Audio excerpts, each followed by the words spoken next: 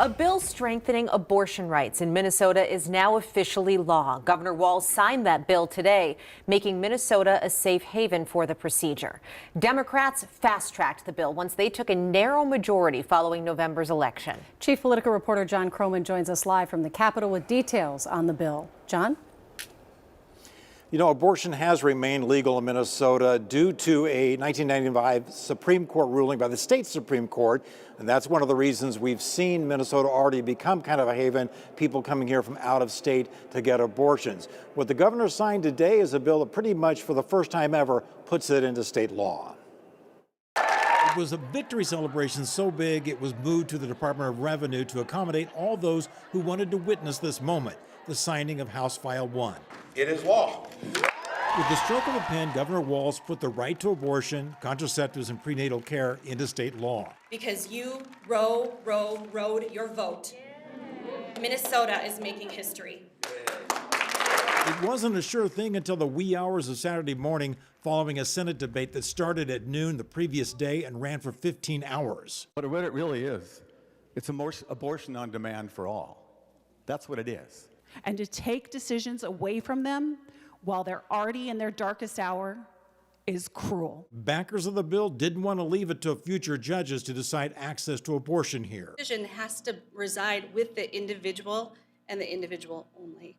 It can't be decided by politicians. It can't be decided by judges. Furthermore, we were tired of playing defense for these assaults on our reproductive freedoms constantly coming through. Yes. If the state gets sued by abortion opponents over this law, the state's top lawyer is ready. Law of the land, but if anybody, anywhere tries to challenge it, we will swing into action to defend it. Senate Republicans, House Republicans yesterday sent Governor Walz a letter strongly urging him to veto this bill. They say it just goes too far, does not have enough safeguards for the women or the unborn babies. They unsuccessfully tried to put amendments on these bills that would do things like put clinics in the same situation as hospitals in terms of licensing. They also wanted a complete ban on third trimester abortions. Those amendments did not get on.